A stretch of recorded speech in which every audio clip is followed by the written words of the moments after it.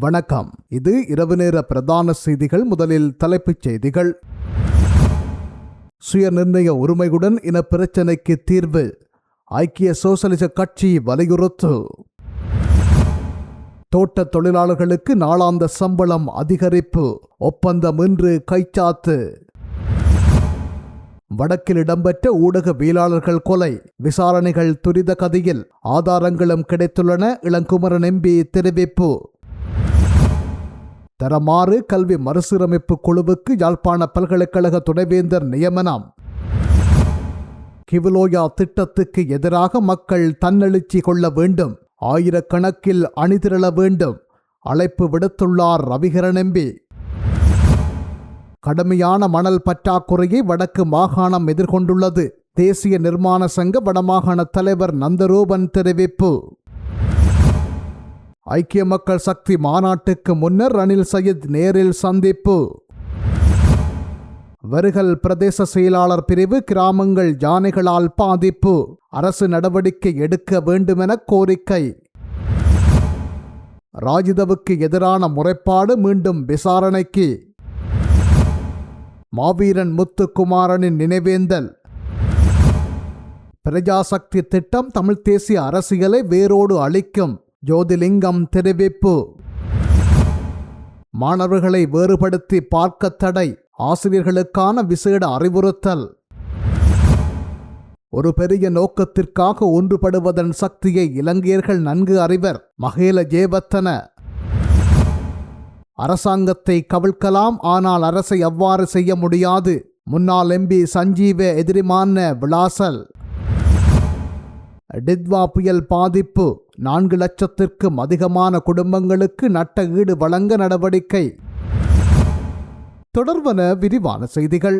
ரெந்த மீன்பிடி துறைமுகத்தில் மணலகழ்வு திட்டம் ஒன்றை கொரிய நிறுவனம் ஒன்றுக்கு வழங்கியதனூடாக அரசாங்கத்துக்கு 2 கோடி ரூபாவுக்கும் அதிகமான நட்டத்தை ஏற்படுத்திய சம்பவம் தொடர்பில் முன்னாள் அமைச்சர் ராஜித சேனாரத்ன உள்ளிட்ட 2 பிரதிவாதிகளுக்கு எதிராக தாக்கல் செய்யப்பட்டுள்ள முறைப்பாட்டை ஜூலை 10 மீண்டும் விசாரணைக்கு அழைக்குமாறு கொழும்பு நீதவான் நீதிமன்றம் உத்தரவிட்டுள்ளது. குறித்த முறைப்பாடு இன்று கொழும்பு பிரதான நீதவான் அசங்கேஸ் போதராகம முன்னிலையில் விசாரணைக்கு எடுத்துக் கொள்ளப்பட்டது. இதன்போது விடயங்களை முன்வைத்த லஞ்ச ஊழல் ஒழிப்பு ஆணைக்குழுவின் அதிகாரிகள் சம்பவம் தொடர்பான விசாரணைகள் இன்னும் நிறைவடையவில்லை எனவும் அதன் முன்னேற்றத்தை அறிக்கையிடுவதற்கு திகதியொன்றை வழங்குமாறும் கோரியிருந்தனர். முன்வைக்கப்பட்ட விடயங்களை ஆராய்ந்த நீதவான் முறைப்பாட்டை ஜூலை 10 மீண்டும் விசாரணைக்கு அழைக்க திகதியிட்டதுடன் அன்றைய தினம் விசாரணைகளின் முன்னேற்றத்தை அறிக்கையிடுமாறும் உத்தரவிட்டுள்ளார். தமிழீழ மண்ணின் விடுதலைக்காகவும் தமிழினத்தின் உரிமைக்காகவும் தன் உடலையே தீயிக்கு உகந்தளித்த வீரன் முத்துக்குமாரின் நினைவு நாள் நேற்றைய தினம் அனுஷ்டிக்கப்பட்டது. ஜாலிலுள்ள தமிழீழ தாயக நினைவேந்தல் பணிமனையில் உணவு பூர்வமாக இந்த நினைவேந்தல் நடைபெற்றது. தமிழினத்தின் உரிமைக்காக தன்னை ஈகம் செய்த வீரனுக்கு உணர்வாளர்கள் திரளாக கூடி வீர வணக்கத்தை செலுத்தினர். பிரஜாசக்தி எனும் திட்டம் தமிழ் தேசிய அரசியலை வேரிலேயே அளிக்கக்கூடிய ஆபத்தானது என அரசியல் ஆய்வாளரும் சட்டத்தரணியும் சமூக விஞ்ஞான ஆய்வு மைய இயக்குநருமான சி.ஏ. ஜோதிலிங்கம் தெரிவித்துள்ளார். இன்று நடாத்திய ஊடக சந்திப்பிலேயே அவர் இவ்வாறு குறிப்பிட்டுள்ளார். அவர் மேலும் தெரிவித்ததாவது, தேசிய மக்கள் சக்தியின் ஆட்சியாளர்கள் அடிமட்ட மக்கள் மத்தியில் பணியாற்றுவதற்காக பிரஜாசக்தி என்கின்ற அமைப்பை உருவாக்கியுள்ளது. அந்த அமைப்பின் ஊடாக வறுமை ஒழிப்பு திட்டத்தை தாம் மேற்கொள்ள உள்ளதாக கூறி வருகின்றார்கள். தங்களுடைய உள்ளூராட்சி அதிகாரங்கள் இல்லாத இடங்களில் அதனை பலவீனப்படுத்துவதற்காக அந்த அதிகாரத்துக்கு சமாந்தரமாக உருவாக்கப்பட்ட அமைப்புத்தான் இந்த பிரஜாசக்தி அமைப்பு. இது தமிழ் பகுதிகளில் உள்ளூராட்சி மன்னங்களை பலவீனப்படுத்துவதற்காக உருவாக்கப்பட்ட ஒன்று என்றுதான் கூற வேண்டும். கிராமங்களில் அவர்கள் பிரஜாசக்தி தலைவர்களை தெரிவு செய்கின்றார்கள். தேசிய மக்கள் சக்தி தங்களோடு நம்பிக்கையாக நிற்பவர்களைத்தான் தெரிவு செய்கிறார்களே தவிர மக்கள் தெரிவு செய்த தலைவராக அந்த தலைவர் இருக்கவில்லை.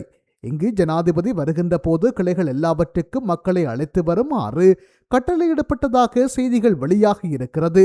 கிராம சேவையாளர்கள், சமத்தி உத்தியோகத்தர்கள் பிரஜாசக்தி கட்டமைப்புகளுக்கு ஆட்களை அழைத்து வர கட்டளையிடப்பட்டுள்ளதாக தெரிவிக்கப்படுகின்றது. தமிழ் தேசிய சக்திகள் இதனுடைய அபாயத்தை சரியாக விளங்கிக் கொள்ள வேண்டும்.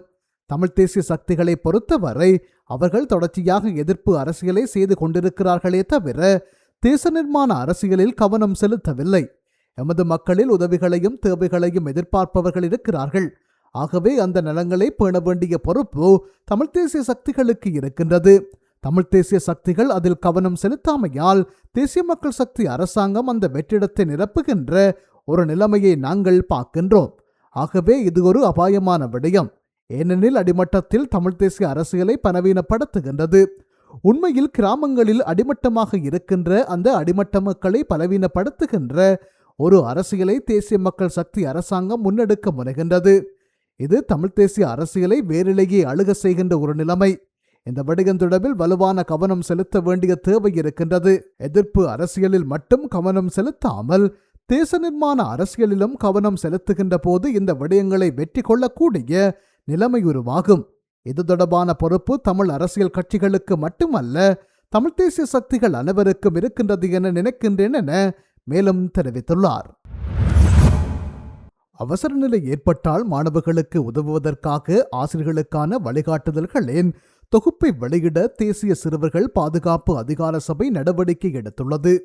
அதற்கமைய ஆசிரியர்கள் மாணவர்களுக்காக எவ்வாறான விடயங்களை முன்னெடுக்க வேண்டும், எவ்வாறான விடயங்களை செய்யக்கூடாது என 2 பிரிவுகளாக இந்த வழிகாட்டல்கள் வெளியிடப்பட்டுள்ளன. அதன்படி மாணவர்கள் சீருடை, காலணிகள் மற்றும் ஏனைய பாடசாலை உபகரணங்கள் இல்லாமல் பாடசாலைக்கு வருகை தந்தால் அவர்களை வித்தியாசமாக நடத்தக்கூடாது என்றும் மாணவர்கள் கூறுவதை செவிமடுக்க வேண்டுமென்றும் வலியுறுத்தப்பட்டுள்ளது. மாணவர்கள் பாடசாலையை பாதுகாப்பாக உணரக்கூடிய இடமாக மாற்ற வேண்டும். அத்துடன் அவர்களுக்கு எதிர்காலத்துக்கான நம்பிக்கையை வழங்க வேண்டும் என்றும் அந்த வழிகாட்டுகளில் சுட்டிக்காட்டப்பட்டுள்ளது.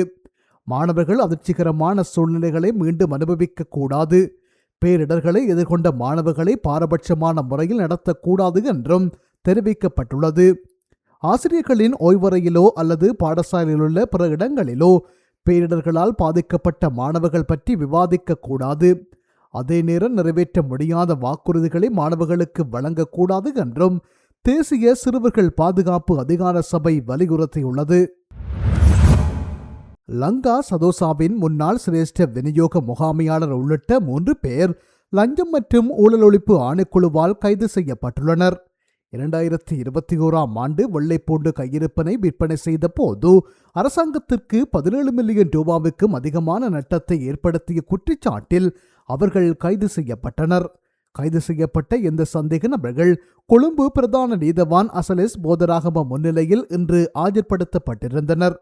இதன்போது லஞ்சம் மற்றும் ஊழல் ஆணைக்குழு நீதிமன்றத்துக்கு தெரிவிக்கையில் 2021ஆம் ஆண்டு இலங்கை சுங்கத்தினால் அரசுடைமையாக்கப்பட்ட 2 கொள்கலங்களில் இருந்து 54,860 கிலோகிராம் வெள்ளைப்பூண்டை சதோச நிறுவனம் ஊடாக பொதுமக்களுக்கு சலுகை விலையில் விற்பனை செய்வதற்கு அப்போதைய வர்த்தக அமைச்சர் பந்துல குணவர்த்தன மற்றும் துறைமுகங்கள் அமைச்சர் ரோகித அபேகுணவர்த்தன ஆகியோர் அமைச்சரவை அங்கீகாரத்தை பெற்றிருந்ததாக குறிப்பிட்டது. அவ்வாறு இருந்தும் அந்த வெள்ளைப்பூண்டு தொகையை பொதுமக்களுக்கு விற்பனை செய்யாமல் தனியார் நிறுவனம் ஒன்றுக்கு விற்பனை செய்துள்ளதாக லஞ்சம் மற்றும் ஊழல் ஒழிப்பு ஆணைக்குழு குறிப்பிட்டுள்ளது.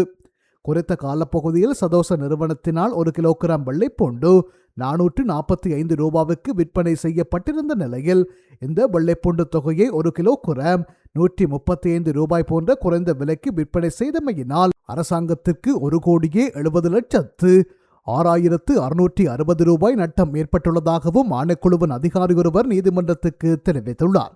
இந்த சம்பவம் தொடர்பில் விசாரணைகள் தொடர்ந்து முன்னெடுக்கப்பட்டு வருவதனால் சந்தேக நபர்களை விளக்க மறியலில் வைக்குமாறு லஞ்ச ஊழல் ஆணைக்குழு நீதிமன்றத்தில் கோரிக்கை விடுத்தது. எவ்வாறாயினும் சந்தேக நபர்கள் சார்பில் ஆஜரான சட்டத்தரணிகள் வெள்ளைப்பூண்டு தொகையை விற்பனை செய்ய தீர்மானித்தது தமது கட்சிக்காரர்கள் அல்ல எனவும் அது சதோச நிறுவனத்தின் நிறுவன ரீதியான தீர்மானம் எனவும் குறிப்பிட்டனர். அத்துடன் குறித்த வெள்ளைப்பூண்டு தொகை பழுதடையும் நிலையில் காணப்பட்டமையினாலேயே இவ்வாறு விற்பனை செய்ய நடவடிக்கை எடுக்கப்பட்டதாகவும் பிரதிவாதி தரப்பு சட்டத்தரணிகள் நீதிமன்றத்தில் சுட்டிக்காட்டினர். இரு தரப்பினரும் முன்வைத்த விடயங்களை ஆராய்ந்த நீதவான் சந்தேக நபர்களை தலா 10 லட்சம் ரூபாய் பெறுமதியான 2 சரீரப்பிணைகளில் விடுவிக்க உத்தரவிட்டதுடன் அவர்களின் வெளிநாட்டு பயணங்களை தடை செய்யவும் உத்தரவிட்டுள்ளார். அதன் பின்னர் இந்த வழக்கு ஜூன் மாதம் 9ஆம் தேதி மீண்டும் அழைப்பதற்கு நீதிமன்றம் தீர்மானித்துள்ளது. தோட்ட தொழிலாளர்களின் நாளாந்த சம்பளத்தை 1,750 ரூபாவாக அதிகரிப்பதற்கான வரலாற்று முக்கியத்துவம் மிக்க ஒப்பந்தம் இன்று காலை பெருந்தோட்ட மற்றும் சமூக உட்கட்டமைப்பு வசதிகள் அமைச்சில் வைத்து கையெழுத்திடப்பட்டது. 2026 வரவு செலவு திட்டத்தில் ஜனாதிபதி அனுரகுமார திசாநாயக்கவினால் முன்வைக்கப்பட்ட யோசனைக்கு அமைவாகவே தற்போது 1380 ரூபாவாக காணப்படும் தோட்ட தொழிலாளர்களின் நாளாந்த சம்பளத்தை 400 ரூபாவால் அதிகரிக்க தீர்மானிக்கப்பட்டுள்ளது. இந்த 400 ரூபாய் அதிகரிப்பில் 200 ரூபாவை அந்தந்த பிராந்திய தோட்ட நிறுவனங்களும் மிகுதி 200 ரூபாவை அரசும் வழங்க இணக்கம் காணப்பட்டுள்ளது.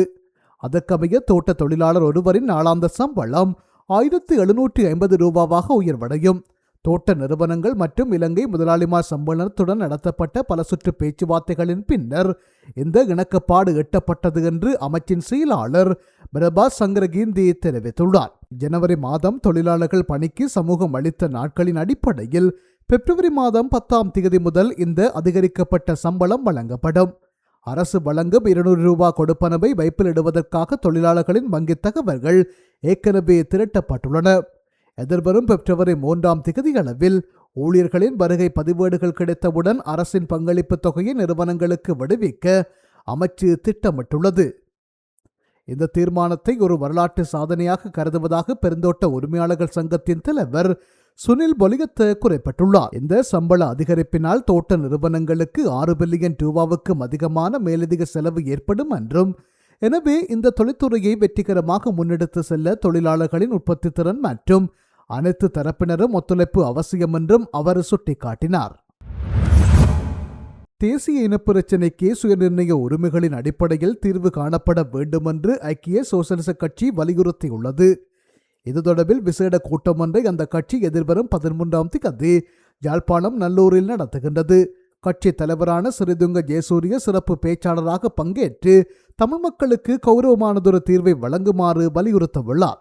மாகாண சபை தேர்தல் நடத்தப்பட வேண்டும், வடக்கு மீனவ சமூகத்தின் பிரச்சினைகள் உடன் தீர்க்கப்பட வேண்டும் என்றும் இதன்போது வலியுறுத்தப்பட்டுள்ளது. வடக்கு மாகாணத்தில் இடம்பெற்ற ஊடகவியலாளர்கள் படுகொலை தொடர்பில் விசாரணைகள் இடம்பெற்று வருகின்றன என்று நாடாளுமன்ற உறுப்பினர் இளங்குமரன் தெரிவித்துள்ளார். வடக்கு மாகாணத்தில் கடந்த காலங்களில் ஊடகவியலாளர்கள் மீது நடத்தப்பட்ட தாக்குதல்கள், படுகொலைகள், கடத்தல்கள், காணாமலாக்கப்படங்கள் மற்றும் ஊடக நிறுவனங்கள் மீதான தாக்குதல்கள் தொடர்பில் தற்போது விசாரணைகள் இடம்பெற்று வருகின்றன. இந்த விசாரணைகளின் கணிசமான முன்னேற்றம் ஏற்பட்டுள்ளதுடன் ஆதாரங்களும் கிடைத்துள்ளன. எனவே இந்த விடயம் தொடர்பில் விரைவில் அடுத்த கட்ட நடவடிக்கை எடுக்கப்படும். ஊடகவியலாளர்கள் மீதான துன்புறுத்தல்கள் மற்றும் ஊடக நிறுவனங்கள் மீதான தாக்குதல்கள் தொடர்பில் எமது அரசாங்கம் விசாரணை நடத்தியே தீரும் என்று அவர் குறிப்பிட்டுள்ளார். தற்போது தரம் 6இல் கல்வி பயிலும் மாணவர்களுக்கு அறிமுகப்படுத்தப்பட்டு சர்ச்சைக்குள்ளாகிய நிலையில் பிற்போடப்பட்டுள்ள பாடத்திட்ட கல்வி மறுசீரமைப்பு குறித்த சாத்தியப்பாடுகளை ஆராய்ந்து அதனை செயற்படுத்துவதற்கு பொருத்தமான திட்டவரவை முன்மொழிவதற்காக நிபுணர்கள் குழு ஒன்று அமைக்கப்பட்டுள்ளது. பிரதமரும் கல்வி அமைச்சருமான கலாநிதி ஹரணி அமரசூரியவினால் இந்த குழு நியமிக்கப்பட்டுள்ளது. கடந்த 27ஆம் தேதி கல்வி அமைச்சில் நடைபெற்ற கூட்டத்தில் பிரதமர் வழங்கிய வழிகாட்டல்களின் அடிப்படையில் பாடத்திட்ட கல்வி சீர்திருத்த பணிகளை முன்னெடுக்கவென விசேட நிபுணர் குழு ஒன்றை நியமிப்பதற்கு நடவடிக்கைகள் மேற்கொள்ளப்பட்டன. பிரதமரின் ஆலோசனையின்படி தேசிய கல்வி நிர்வாகத்தின் கல்வி விவகாரங்கள் சபை தலைவர் பேராசிரியர் பிரியங்கன் சேனாநாயக்க தலைமையில் யாழ்ப்பாண பல்கலைக்கழக துணைவேந்தர் பேராசிரியர் சீனாஸ்ரீ சர்க்குணராஜா, தேசிய கல்வி நிர்வாகத்தின் கல்வி விவகாரங்கள் சபையின் முன்னாள் தலைவர் கலாநிதி உபாலி மாம்பட்டிய முன்னாள் உறுப்பினரும் கொழும்பு பல்கலைக்கழக சமூகவியல் துறை சிரேஷ்ட விரிவுரையாளருமான பேராசிரியர் முகமது மஹதீஸ் மற்றும் தேசிய கல்வி நிறுவனத்தின் பிரதி பணிப்பாளர் ரஞ்சித் பத்மஸ்ரீ ஆகியோர் இந்த குழுவின் உறுப்பினர்களாக நியமிக்கப்பட்டுள்ளனர். இந்த குழுவின் முதலாவது கூட்டம் எதிர்வரும் பிப்ரவரி 3ஆம் தேதி தேசிய கல்வி நிர்வாகத்தின் மாநாட்டு மண்டபத்தில் நடைபெறவுள்ளது. மகாபலி அதிகார சபையின் எல்வலயத்தினால் முன்னெடுக்கப்படும் தமிழர்களின் இனப்பரம்பல் கோலத்தை மாற்றியமைக்கும் கிவலோயா திட்டத்துக்கு எதிரான போராட்டம் எதிர்வரும் 2ஆம் தேதி இடம்பெறவுள்ளது. இதற்கு மக்கள் ஆயிரக்கணக்கில் தன்னெழுச்சியாக அணிதிரள வேண்டும் என்று வன்னி மாவட்ட நாடாளுமன்ற உறுப்பினர் துரைராசா ரவிகரன் அழைப்பு விடுத்துள்ளார். கிவலோயா திட்டத்துக்கு எதிராக எதிர்வரும் 2ஆம் தேதி இடம்பெறவுள்ள போராட்டம் தொடர்பில் நாடாளுமன்ற உறுப்பினர் ரவிகரன் வெளியிட்டுள்ள ஊடக அறிக்கையிலேயே அவர் இவ்வாறு அழைப்பு விடுத்துள்ளார். குறித்த அறிக்கையில் மேலும் குறிப்பிடப்பட்டுள்ளதாவது: தமிழர்களுடைய பூர்வீக நிலங்கள் ஆக்கிரமிக்கப்படுவதற்கு எதிராகவே நாங்கள் போராடுகின்றோம். இந்த உரிமைசார் போராட்டத்தில் பெருந்திரளான தமிழ் மக்கள் தன் எழுச்சியுடன் பங்கேற்க வேண்டும். வவுனியா வடக்கு பிரதேசத்திலேயே இத்தகைய கிவிலோயா திட்டத்துக்கான பாரிய நில அபகரிப்பு இடம்பெறுவதனால் வவுனியா வடக்கு பிரதேசத்தில் உள்ள அனைத்து தமிழ் மக்களும் இந்த போராட்டத்தில் பங்கேற்க வேண்டுமென்று இந்த சந்தர்ப்பத்தில் வலியுறுத்தி கேட்டுக்கொள்ள விரும்புகின்றேன். நாம் தமிழ், முஸ்லீம், சிங்களம் என நாம் இங்கு இனவாதத்தையோ பிரிவினைகளையோ ஏற்படுத்த முயலவில்லை. எமது தமிழ் மக்களுக்கு உரிய பூர்வீக நிலங்கள் ஆக்கிரமிக்கப்படுவதற்கு எதிராகவே நாம் போராடுகின்றோம். இவ்வாறு எமது தமிழ் மக்களின் காணிகள் ஆக்கிரமிக்கப்படுவதை ஒருபோதும் நம்மால் அனுமதிக்க முடியாது. எனவே எமது பூர்வீக நிலங்கள் ஆக்கிரமிக்கப்பட்டு இனப்பரம்பல் கோலங்களை மாற்றியமைக்கும் இவ்வாறான திட்டங்களை எதிர்த்து மன உறுதியோடு நாம் அனைவரும் போராட வேண்டும். வவுனியா வடக்கு பிரதேசம் தமிழகமிருந்து பறிபோகாமல் இருக்க வேண்டும் என்றால் இந்த போராட்டத்தில் வவுனியா வடக்கில் உள்ள தமிழ் மக்கள் கலந்து கொள்ள வேண்டும் என்பதை மீண்டும் மீண்டும் வலியுறுத்தி கேட்டுக்கொள்கின்றேன். வவுனியா வடக்கு பிரதேச சபை என்பது இலங்கை தமிழரசு கட்சியின் ஆட்சியில் இருக்கும் பிரதேச சபையாகும். எனவே வவுனியா வடக்கு பிரதேச சபையின் தவிசாளர் மற்றும் தமிழ் தேசியத்தோடு பயணிக்கும் ஒவ்வொரு பிரதேச சபை உறுப்பினர்களும் இந்த போராட்டத்தை வலுப்படுத்துவதற்கு உரிய பங்களிப்புகளை செய்ய வேண்டிய பொறுப்பிருக்கிறது. நமது பூர்வீக நிலத்தை பாதுகாப்பதற்காக நாம் ஜனநாயக வழியில் போராடுவதற்கு எவராலும் எவ்வித தடைகளையும் ஏற்படுத்த முடியாது. எனவே இந்த போராட்டத்தை முழு வீச்சுடன் மேற்கொள்வதற்கு நாம் நம்மை தயார்படுத்தி கொள்ள வேண்டும். நமது பூர்வீக நிலம் அபகரிக்கப்படுவதை தடுப்பதற்கு போராட்டமே ஒரு வழியாகும். ஆகவே நாம் அனைவரும் ஒற்றுமையாக செயற்பட்டு இந்த போராட்டத்தை மேற்கொள்ள வேண்டும். இந்த போராட்டத்தில் 1000க்கு மேலான மக்களை அணிதிரட்டி போராடுவதற்கு நாம் அனைவரும் உரிய தயார்படுத்தல்களை மேற்கொள்ள வேண்டும். வவுனியா வடக்கு பிரதேசத்தை பாதுகாக்க நாம் அனைவரும் அணிதிரள்வோம் என்று அந்த அறிக்கையில் குறிப்பிடப்பட்டுள்ளது. வடமாகாணம் தற்போது கடுமையான மணல் பற்றாக்குறை என்ற மிகப்பெரிய நெருக்கடியை எதிர்கொண்டு வருகிறது என்று இலங்கை தேசிய நிர்மாண சங்க வடமாகாண கிளைத்தலைவர் நானா நந்தரூபன் தெரிவித்துள்ளார். இந்த விடயம் தொடர்பில் அவர் ஊடக அறிக்கை ஒன்றை வெளியிட்டுள்ளார். அந்த அறிக்கையில் தெரிவிக்கப்பட்டுள்ளதாவது: வடமாகாணம் தற்போது கடுமையான மணல் பற்றாக்குறையை எதிர்கொண்டு வருகின்றது. இந்த நிலைமை வீடமைப்பு, அரசு அபிவிருத்தி திட்டங்கள், தனியார் கட்டுமானங்கள் மட்டுமல்லாது கட்டுமானத் துறையில் நேரடியாகவும் மறைமுகமாகவும் வாழ்வாதாரம் கொண்ட ஆயிரக்கணக்கான தொழிலாளர்களையும் கடுமையாக பாதித்து வருகிறது. ஒரு அடிப்படை கட்டுமான பொருளான மணல் என்று சட்டபூர்வமான வழிகளில் கிடைக்காத நிலைக்கும் தாங்க முடியாத விலைக்கும் சென்றுள்ளது. அதே நேரத்தில் சட்டவிரோத சந்தைகளில் மணல் மிக உயர்ந்த விலைக்கு இலகுவாக கிடைப்பது ஒழுங்குமுறை, கண்காணிப்பு மற்றும் நிர்வாக தோல்விகளை தெளிவாக வெளிப்படுத்துகின்றது. இது மணல் மாபியாவை கட்டுப்படுத்த முடியாததாலோ, நிர்வாக பலவீனங்களாலோ அல்லது நிறுவன தோல்வியாலோ ஏற்பட்டிருக்கலாம். காரணம் எதுவாக இருந்தாலும் வடமாகாண அபிவிருத்தி நேரடியாக முடக்கப்பட்டுள்ளது என்பது மறுக்க முடியாத உண்மை. இதற்கு உடனடி கட்டமைப்பு தீர்வுகள் எடுக்கப்பட வேண்டியது அவசியம். பொறியியலாளர்களாக பிராந்திய அபிவிருத்தியை நேரடியாக பாதிக்கும் பிரச்சனைகளில் தலைமை பொறுப்பு ஏற்க வேண்டியது எங்களின் கடமை என நாங்கள் நம்புகின்றோம். அதன் அடிப்படையில் ஆளுநர் மற்றும் சம்பந்தப்பட்ட அதிகாரிகள் உடனடியாக வடமாகாணத்தின் ஒவ்வொரு மாவட்டத்திலும் ஒழுங்குபடுத்தப்பட்ட மணல் யாட்டுக்களை அமைக்க வேண்டும். இத்தகைய மணல் யாட்டுக்கள் மணல் விநியோகத்தில் வெளிப்படைத்தன்மையை உறுதி செய்ய, அநியாய விலை உயர்வுகளை கட்டுப்படுத்த, சட்டவிரோத மணல் விநியோகத்தையும் லஞ்சங்களையும் உடைக்க, அனுமதிக்கப்பட்ட கட்டுமானங்களுக்கு தொடர்ச்சியான விநியோகத்தை உறுதி செய்ய உடனடியாக தேவையாக இருக்கிறது. அதே நேரத்தில் தொடர்ந்து ஆற்று மணலையே சார்ந்து செயல்படுவது நிலைத்தன்மையற்றதும் தொழில்முறை ரீதியாக பொறுப்பற்றதுமான செயல் என்பதை தெளிவாக கூற வேண்டியுள்ளது.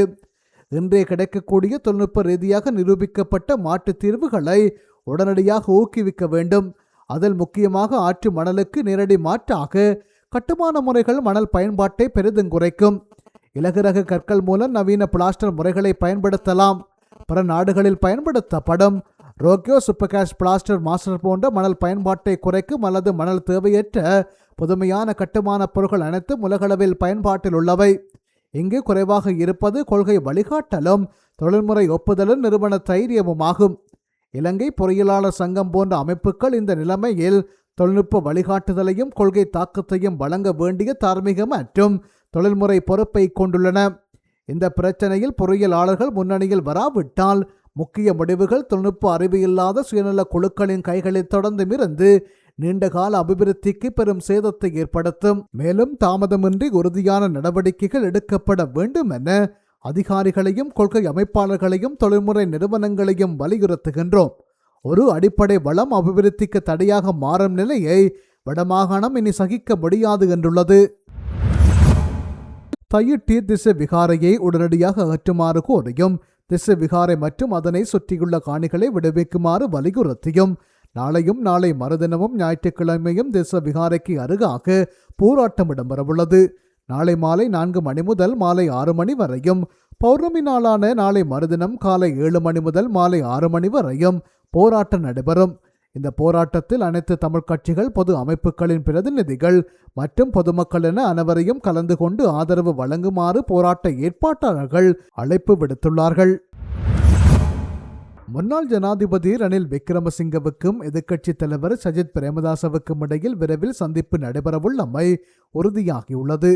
ஐக்கிய மக்கள் சக்தி உதயமாகி எதிர்வரும் 10ஆம் தேதியுடன் 6 ஆண்டுகள் ஆகின்றன. அதற்கு முன்னதாக இருவரும் நேரடி சந்திப்பில் ஈடுபடுவார்கள் என தெரிய வருகின்றது. இதன்போது எட்டப்படும் முடிவுகளின் அடிப்படையில் ஐக்கிய மக்கள் சக்தியின் கட்சி மாநாட்டில் தீர்மானங்கள் நிறைவேற்றப்படலாம் எனவும் அறிய முடிகின்றது. இரு கட்சிகளும் இணைந்து இணங்கியிருந்தாலும் தனிக்கட்சியோ கூட்டணியோ என்பது பற்றி இன்னும் இறுதி முடிவெடுக்கப்படவில்லை. எனவே ரணிலுக்கும் சைத்துக்கும் இடையிலான சந்திப்பே அடுத்த கட்டத்தை நிர்ணயிக்கும் என கட்சி உறுப்பினர்கள் ஊடகங்களிடம் கருத்து வெளியிட்டுள்ளனர். திருகோணமலை மாவட்டத்தில் வெறுகல் பிரதேச செயலாளர் பிரிவிலுள்ள உப்பூரல், சீனன்வள்ளி, நல்லூர் ஆகிய கிராமங்களில் கடந்த 2 மாதங்களாக காட்டு யானைகளின் அட்டகாசம் அதிகரித்து வருகின்றது. காட்டு யானைகளின் தொல்லைகளால் பயன்தரும் தென்னை மரங்கள் அழிக்கப்படுவதுடன் வீடுகளையும் யானைகள் துவம்சம் செய்து வருகின்றன. தமிழர் சமூக ஜனநாயக கட்சியின் திருகோணமலை மாவட்ட செயலாளர் சின்னமோகன் என்று ஊடகங்களுக்கு கருத்து தெரிவிக்கும் போது இவ்வாறு தெரிவித்துள்ளார். அவர் மேலும் தெரிவிக்கையில், கடந்த சில தினங்களாக உப்பூரல் கிராமத்தில் 50க்கும் மேற்பட்ட பயன்தரும் தென்னை மரங்களையும் 6க்கும் மேற்பட்ட வீடுகளையும் காட்டு யானைகள் சேதப்படுத்தியுள்ளன. அத்தோடு வீட்டிலிருந்த வீட்டு உபகரணங்களையும் யானைகள் சேதப்படுத்தியுள்ளன. யானைகளால் சேதமாக்கப்பட்ட வீடுகளுக்கு இதுவரையும் அரசால் நட்ட ஈடுகள் கூட வழங்கப்படவில்லை என மக்கள் கவலை தெரிவிக்கின்றனர். எனவே இந்த விடயத்தில் உரிய அதிகாரிகள் நடவடிக்கை மேற்கொண்டு யானைகளால் பாதிக்கப்பட்ட மக்களுக்கு நட்ட ஈடு வழங்க முன்வர வேண்டும். நிரந்தர தீர்வாக யானை வேலிகள் அமைக்கப்பட வேண்டும். மக்கள் என்ன செய்வதென்று தெரியாமல் அச்சத்தில் வாழ்கின்றனர். பொறுப்பு வாய்ந்த அதிகாரிகள் இந்த விடயத்தில் உடன் கவனம் செலுத்த வேண்டும் என அவர்கள் குறிப்பிட்டிருக்கின்றார்கள். ஒரு பெரிய நோக்கத்திற்காக ஒன்றுபடுவதன் சக்தியை இலங்கையர்கள் நன்கு அறிவர். டெப்போ சென்ஸ் ஊடாக ஒவ்வொரு இலங்கையருக்கு மாற்றத்தை ஏற்படுத்துவதற்கான வாய்ப்பை இலங்கையர் அனைவரும் பயன்படுத்திக் கொள்ள வேண்டுமென இலங்கை கிரிக்கெட் அணியின் முன்னாள் தலைவரும் கலசப் கரச் அறக்கட்டளையின் இணை நிறுவனருமான மகில ஜேவர்தன குறிப்பிட்டுள்ளார். மாஸ்டர் அட்டை நிறுவனமானது கலசப் கரச் அறக்கட்டளையுடன் இணைந்து டெப்போர்கென்ஸ் எனும் பெயரில் மாஸ்டர் அட்டை மூலம் செயல்படுத்தப்படும் தொடர்பற்ற அட்டை மற்றும் இணைய வர்த்தக பரிவர்த்தனைகள் வழியாக ஒவ்வொரு டிஜிட்டல் கொடுப்பனவையும் கராப்பட்டிய ரைஸ் புற்றுநோய் வைத்தியசாலையின் கட்டுமானத்திற்காக நேரடியாக பங்களிக்கும் வகையில் வழங்கும் திட்டம் ஒன்றை முன்னெடுக்க உள்ளது. இதற்கான உத்தியோகபூர்வ தொடக்க வைபவமானது வெள்ளிக்கிழமை கில்டன் கோட்டலில் நடைபெற்றது. இங்கு கலந்து கொண்ட போதே அவர் மேற்கண்டவாறு தெரிவித்துள்ளார். மாஸ்டர் அட்டையின் ஒவ்வொரு பயன்பாடும் நீடித்த தாக்கத்துடன் உண்மையான மாற்றத்தை உருவாக்குவதற்கான படியாகும். மாஸ்டர் கார்டுடனான இந்த முயற்சியை ஆதரிப்பதில் நான் மிகவும் பெருமை அடைகின்றேன். ஏனெனில் ஒவ்வொரு சிறிய செயலும் ஆயிரக்கணக்கான குடும்பங்களுக்கு நம்பிக்கையையும் உயர்மட்ட தரத்தில் சிகிச்சை அளிக்கும் மருத்துவமனையையும் உருவாக்க பங்களிக்கின்றது. அனைத்து மாஸ்டர் அட்டை வாடிக்கையாளர்களையும் மாற்றத்தை ஏற்படுத்த உங்கள் அட்டைகளை பயன்படுத்துமாறு நான் ஊக்குவிக்கின்றேன் என்று அவர் குறிப்பிட்டுள்ளார். தற்போதைய அரசாங்கத்தின் அமைச்சரான லால்காந்த மேற்கொண்டு வரும் செயற்பாடுகள் பிரித்தானியர் ஆட்சி காலத்தில் ஜான் டொய்லி ஆற்றிய சூழ்ச்சிமிக்க பாத்திரத்தையே நினைவூட்டுவதாக ஸ்ரீலங்கா பொதுஜன பெரமுனவின் முன்னாள் நாடாளுமன்ற உறுப்பினர் சஞ்சீவ எதிரிமான் தெரிவித்துள்ளார். பத்திரமுல்லையில் உள்ள கட்சி தலைமையகத்தில் இன்று வெள்ளிக்கிழமை நடைபெற்ற ஊடகவியலாளர் சந்திப்பில் கலந்து கொண்டு கருத்து வெளியிட்ட அவர், தேசிய மக்கள் சக்தி என்பது ஒரு அரசாங்கம் மட்டுமே தவிர அதுவே அரசு அல்ல என்பதை சுட்டிக்காட்டினார். ஒரு அரசாங்கத்தை தேர்தலில் தோற்கடிக்கவோ அல்லது கலைக்கவோ முடியும். ஆனால் அரசு என்பது நிலையானது என்றும் அதனை தமது கட்டுப்பாட்டுக்குள் கொண்டு வர நினைப்பது சர்வாதிகாரத்தின் வெளிப்பாடு என்றும் அவர் விமர்சித்துள்ளார். அமைச்சர் லால்காந்த அண்மையில் வெளியிட்டுள்ள நாங்கள் அரசாங்கத்தை கைப்பற்றிவிட்டோம், ஆனால் இன்னும் அரசை கைப்பற்றவில்லை என்ற கூட்டானது அரசியல் அறிவியலின்படி ஆபத்தான முன்னுதாரணமாகும் என அவர் குறிப்பிட்டுள்ளார். பிரான்சின் 14ஆம் லூயி மன்னன் நானே அரசு என்று கூறியதை போன்றே தற்போதைய ஆட்சியாளர்களும் செயற்படுவதாக குற்றம் சாட்டிய சஞ்சீவ எதிரிமான அரசு என்ற எஜமானின் சேவகனே அரசாங்கம் என்பதையும் மக்களின் விருப்பங்களை கொள்கைகளாக மாற்றுவதே அதன் பணி என்பதையும் அவர்கள் மறந்துவிட்டதாக தெரிவித்துள்ளார். மாற்று கருத்துடைய அரசியல் பிரிவினரே இல்லாத ஒரு சமூகத்தை உருவாக்க அரசாங்கம் முயற்சிப்பதாகவும் தமது அரசியல் நிலைப்பாட்டுக்கு இணங்காத நிறுவன தலைவர்களை சுதந்திரமாக செயற்பட விடாமல் அரசாங்கம் தடுத்து வருவதாகவும் அவர் மேலும் தெரிவித்துள்ளார். கடந்த நவம்பர் மாதம் நாட்டை உலுக்கிய டித்வா புயலினால் பாதிக்கப்பட்ட மக்களுக்கு நட்டகீடு வழங்கும் பணிகளில் பெரும் முன்னேற்றம் ஏற்பட்டுள்ளதாக பொது நிர்வாக மாகாண சபைகள் மற்றும் உள்ளூராட்சி மன்றங்கள் அமைச்சின் செயலாளர் ஆலோக பண்டார தெரிவித்துள்ளார். முன்னெப்போதும் இல்லாத வகையில் நாடு முழுவதும் பரவலாக ஏற்பட்ட இந்த பாதிப்பை கையாள்வதில் மாவட்ட மற்றும் பிரதேச செயலர்கள் பாரிய பங்களிப்பை வழங்கியுள்ளதாக அவர் சுட்டிக்காட்டினார். புயலினால் பாதிக்கப்பட்ட வீடுகளை துப்புரவு செய்வதற்கும் முதற்கட்ட தேவைகளுக்காகவும் தலா 25,000 ரூபாய் வீதம் நட்டகீடு வழங்க 4,34,375 வீடுகள் அடையாளம் காணப்பட்டன. இதில் தற்போது வரை 97.5% பணிகள் நிறைவடைந்துள்ளதோடு 4,23,914 குடும்பங்களுக்கு அந்த நிதி வழங்கப்பட்டுள்ளது. அத்துடன் வீட்டு உபகரணங்களை இழந்த 1,63,509 குடும்பங்களுக்கு தலா 50,000 ரூபாய் வழங்கும் திட்டத்தின் கீழ் 70%க்கும் அதிகமானோருக்கு, அதாவது 1,15,757 குடும்பங்களுக்கு இதுவரை இழப்பீடு வழங்கப்பட்டுள்ளது. மேலும் பாதிக்கப்பட்ட மாணவர்களுக்கு தலா 15,000 ரூபாய் வழங்கும் பணிகளும் முன்னெடுக்கப்பட்டு வருகின்றன. வெள்ளம் மற்றும் மண் சரிவு காரணமாக வீடுகள் சேதமடைந்த விதம், ஒரே வீட்டில் பல குடும்பங்கள் வசிப்பதனால் ஏற்பட்ட சிக்கல்கள் மற்றும் தகவல்கள் தொடர்பு துண்டிப்பு போன்ற சவால்களுக்கு மத்தியிலும் இந்த நிவாரணப் பணிகள் வெற்றிகரமாக முன்னெடுக்கப்பட்டு வருவதாக செயலாளர் தெரிவித்துள்ளார். சமூக ஊடக ஒழுங்குபடுத்தல் சட்டம், தகவல் அமைச்சரவை மற்றும் திரைசேரியின் நிதி ஒதுக்கீட்டுகள் அடையாளம் காணப்பட்ட எஞ்சிய அனைத்து பயனாளிகளுக்கும் அடுத்த சில நாட்களுக்குள் முழுமையான நட்டகீடு வழங்கி முடிக்கப்படும் என அவர் மேலும் உறுதியளித்துள்ளார். பழைய கல்வி முறைமையானது பிள்ளைகளின் உள்ளார்ந்த ஆற்றல்களையும் திறன்களையும் சரியாக இனங்காண்பதற்கு போதுமானதாக அமையவில்லை.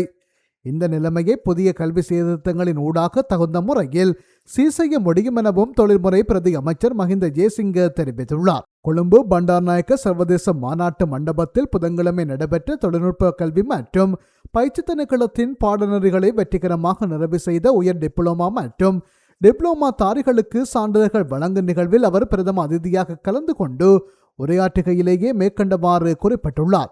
கடந்த ஒரு வருட காலமானது நமது நாடு ஒரு புதிய பாதையை நோக்கி நகர்ந்து கொண்டிருக்கிறது. நாட்டின் பௌதிக அபிவிருத்தியை போன்றே மனிதவள அபிவிருத்தியும் மிகவும் முக்கியமானது. நவீன உலகத்தை நாம் வெற்றி கொள்ள வேண்டுமாயின் புதிய பாதையில் மனித வளத்தை மேம்படுத்த வேண்டும். அதற்காக புதிய கல்வி சீர்திருத்தங்களை அறிமுகப்படுத்துவது காலத்தின் கட்டாயமாகும். எந்தவொரு பிள்ளைகளையும் கைவிடாது அவர்கள் அனைவருக்கும் வெற்றிகரமான தொழில் வாழ்க்கையையும் சமூக வாழ்வையும் உறுதிப்படுத்துவதே இந்த புதிய கல்வி சீர்திருத்தங்களின் முதன்மை நோக்கமாகும். இந்த நிகழ்வில் தொழில்நுட்ப கல்வி மற்றும் பயிற்சி திணைக்களத்தின் பணிப்பாளர் நாயகம் உள்ளிட்ட அதிகாரிகள் மற்றும் மாணவர்கள் என பலரும் கலந்து கொண்டனர். வடக்கு கிழக்கு மாகாணங்களில் இடம்பெற்ற படுகொலைகளுக்கான நீதியை அனுர அரசாங்கம் வழங்க வேண்டுமென கூறியுள்ள நாடாளுமன்ற உறுப்பினர் ஸ்ரீநேசன், நாட்டில் சமத்துவமான சட்டவாட்சி நடப்பதாக இருந்தால் படுகொலைகளுக்கு நீதி வழங்க வேண்டுமெனவும் கூறியுள்ளார். மட்டக்களப்பு மகளிர்தீவு படுகொலையின் நினைவேந்த நிகழ்வு நேற்று மகளிர்தீவு படுகொலை நினைவுத்தூவி முன்பாக இடம்பெற்றது. அங்கு கருத்து தெரிவித்த போதே அவர் மேற்கண்டவாறு குறிப்பிட்டுள்ளார். இதன்போது அவர் மேலும் தெரிவிக்கையில், குக்கட்டிச்சோலை மற்றும் மகளிர்தீவு ஆகிய 2 கிராமங்களில் 1987 ஆண்டிலும் 1991 ஆண்டிலும் 180க்கு மேற்பட்ட பொதுமக்கள் படுகொலை செய்யப்பட்டிருக்கின்றார்கள். இங்கு இருக்கின்ற இராணுவத்தினர், அதிரடி படையினரின் மூலமாகத்தான் படுகொலைகள் இடம்பெற்றது. இது நாடறிந்த விடயம். வெட்ட வெளிச்சமாக பல சாட்சியங்கள் முன்னாக நடைபெற்ற இந்த படுகொலைகள் இருந்தும் கூட இதுவரைக்கும் அந்த மக்களுக்கான நியாயம் கிடைக்கவில்லை, நீதி கிடைக்கவில்லை. பட்டப்பகலில் பல கண்களுக்கு மத்தியில் செய்யப்பட்ட இந்த படுகொலைகள் ஜெயவர்தனவின் ஆட்சி காலத்திலும் பிரேமதாச அவர்களின் ஆட்சி காலத்திலும் இடம்பெற்றன. ஜெயவர்தனவின் ஆட்சி காலத்தில் லலித் அப்துல்ல முதலி பாதுகாப்பு அமைச்சராக இருந்தார். பிரேமதாச ஆட்சி காலத்தில் ரஞ்சன் விஜயரத்ன பாதுகாப்பு அமைச்சராக இருந்தார். இந்த காலத்தில் வகைதொகை இல்லாமல், அதாவது 3 வயது குழந்தையிலிருந்து பெண்கள், ஆண்கள், வயோதிபர்கள் மற்றும் இளைஞர்கள் என்கின்ற பேதமில்லாமல் அனைவரும் தமிழர்கள் என்கின்ற காரணத்திற்காக சுட்டு கொலை செய்யப்பட்டார்கள். இவ்வாறு சுட்டு கொலை செய்யப்பட்டும் கூட எத்தனை அரசாங்கங்கள் மாறியிருக்கின்றன. ஜெயவர்தன, பிரேமதாச, சந்திரிகா பண்டாரநாயக்க குமாரதுங்க, டிங்கிரி பண்டா விஜயதுங்க, மஹிந்த ராஜபக்ச, கோத்தாபய ராஜபக்ச, ரணில் விக்ரமசிங்கே இப்போது அனுரகுமார திசாநாயக்க வந்திருக்கின்றார். ஆகவே இவர் ஜனாதிபதியாக இருந்தாலும் கூட நீதியின் பக்கம் அவர்கள் கண் திறக்கவில்லை என்றுதான் கூறப்படுகின்றது. இப்போது இறுதியாக அனுரகுமார திசாநாயக்க வந்திருக்கின்றார்.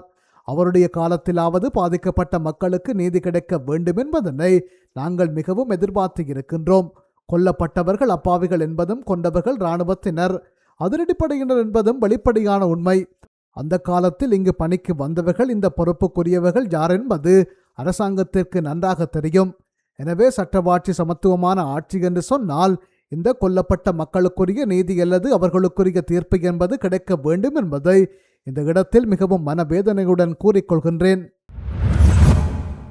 யாழ்ப்பாணம் சர்வதேச விமான நிலையத்திலிருந்து புதிய விமான சேவைகளை ஆரம்பிப்பது தொடர்பாக அரசாங்கம் ஆராய்ந்து வருவதாக கூறியுள்ள அமைச்சர் இனா சந்திரசேகர் விமான நிலையம் அதிகளவு லாபத்தை பெற்றிருப்பதாகவும் தெரிவித்துள்ளார். விமான நிலையம் மற்றும் காங்கேசன்துறை துறைமுகம் ஆகியன அபிவிருத்தி செய்யப்படவுள்ளதாக அண்மையில் ஜனாதிபதி தெரிவித்திருந்தார்.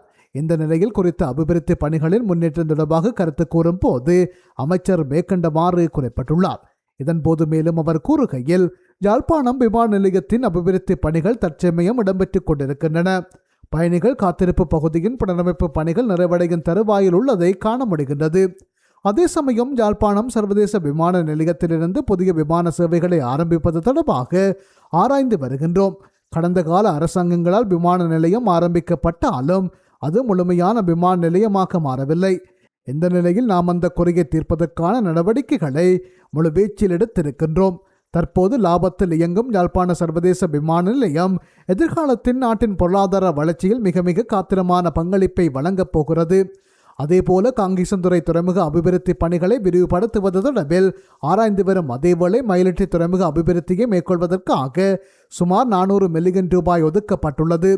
மயிலிட்டி துறைமுகம் விடுவிக்கப்பட்டாலும் அதனுடைய அபிவிருத்தி பணிகளில் இடைநடுவில் விடப்பட்ட நிலையில் நாட்டினுடைய ஜனாதிபதியே அனுரகுமார திசாநாயக்க அதனை மேற்கொள்வதற்காக வரவு செலவு திட்டத்தில் நிதி ஒதுக்கியுள்ளார். யாழ்ப்பாணம் கொழும்புத்துறை இறங்குதுறை மற்றும் குறிகட்டுவான் இறங்குதுறை அபிவிருத்திகள் இந்த வருட இறுதிக்குள் முடிவுறுத்தப்படும். நமது அரசாங்கம் நாட்டில் வாழ்கின்ற சகல இன மதங்களையும் இணைத்துக் கொண்டு புதியதொரு மாற்றத்தை ஏற்படுத்தும் ஒரு அரசாங்கமாக ஆட்சிக்கு வந்துள்ளது. அரசாங்கத்தின் பயணத்தை தடுத்து நிறுத்தலாம் என சிலர் நினைக்கின்றார்கள். காரணம், கடந்த காலங்களைப் போல திருடர் யுகம் ஒன்றை மீண்டும் கொண்டு வருவதற்காக துடிக்கின்றார்கள். இந்த நாட்டை மீண்டும் ஒரு அழிவு பாதையில் இட்டுச் செல்வதற்கு இன்னும் சிலர் இனவாதத்தை கையில் எடுக்கின்றார்கள். ஆகவே வடக்கு மக்களுக்கு தெளிவாக ஒன்றை கூறிக்கொள்ள விரும்புகின்றேன். நமது அரசாங்கம் மக்களின் அடிப்படை வசதிகளை பூர்த்தி செய்யும் ஒரு அரசாங்கமாக செயல்படும் அதேவேளை அபிவிருத்தி பணிகளையும் தொடர்ச்சியாக முன்னெடுக்கும் என அவர் மேலும் தெரிவித்துள்ளார்.